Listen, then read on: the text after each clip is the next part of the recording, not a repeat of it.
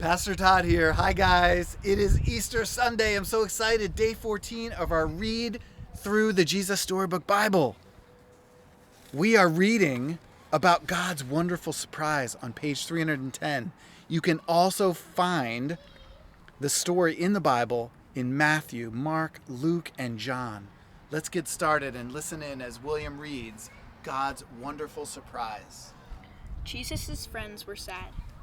They would never see their best friend again. How could this happen? Wasn't Jesus the rescuer? The King God had promised? It wasn't supposed to end like this. Yes, but whoever said anything about the end? Just before sunrise, on the third day, God sent an earthquake and an angel from heaven. When the guards saw the angel, they fell down with fright. The angel rolled the huge stone away, sat on top of it, and waited. At the first glimmer of dawn, Mary Magdalene and the other women headed to the tomb to wash Jesus' body. The early morning sun slanted through the ancient olive trees, drops of dew glittering on leaves and grasses, little tears everywhere. The friends walked quietly along the hilly path through the olive groves until they reached the tomb, and they immediately noticed something odd. It was wide open. They peered through the opening into the dark tomb. But wait, Jesus' body was gone. And something else. A shining man was there, with clothes made from lightning. "Don't be scared," the angel said. But they couldn't help it. They screamed anyway. The angel asked them, "What are you doing here? This is a tomb, and tombs are for dead people." The women couldn't speak. "Jesus isn't dead anymore," he said. "He's alive again." And their hearts leapt. And then the angel laughed with such gladness that they felt, for a moment, as if they had woken from a nightmare. The other women rushed home, but Mary stayed behind. How could it be true? Jesus was definitely dead. How could he be alive? Just then, Mary heard someone else in the garden. Perhaps it's the gardener, she thought. He'll know where Jesus' body is.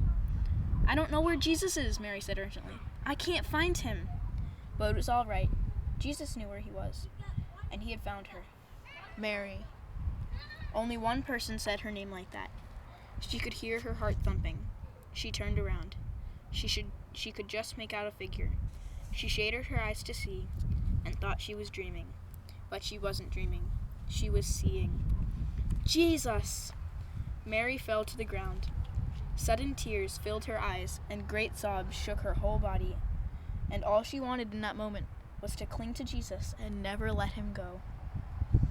"You'll be able to hold on to me later, Mary," Jesus said gently, "and always be close to me. But now, go and tell the others that I'm alive." Mary ran and ran all the way to the city. She had never run so fast or so far in all her life. She felt she could have run forever. She didn't even feel like her feet touched the ground. The sun seemed to be dancing and gleaming and bounding across the sky, racing with her and shining brighter than she could ever remember in the clear, fresh air. And it seemed to her that morning, as she ran, almost as if the whole world had been made anew, almost as if the whole world was singing for joy. The trees, tiny sounds in the grass, the birds, her heart. Was God really making everything sad come untrue? Was he even making death come untrue? She couldn't wait to tell Jesus' friends. "They won't believe it," she laughed. She was right, of course. Thanks, William. Of course, Jesus is alive. Here, stay with me, buddy. Jesus is alive, and that's what we celebrate, along with kids across the entire world, that Jesus is alive. Now, there's so many more stories to go through. We're not going to go through every one of them, but we are going to continue with the Jesus Storybook Bible with 3 more stories. Really, really important ones. And we are going to do that until Wednesday. So we're going to read about when Jesus goes up, up, up into the clouds, into heaven. And then we're going to read about when he sends his Holy Spirit. And then we're also going to read about a really important person. His name was Saul, and God changed his name to Paul. And Paul brought the word to so many people and brought God's truth and the fact that Jesus is alive to many, many people who hadn't heard it before. So be checking it out. I love you guys, and we'll see you next time.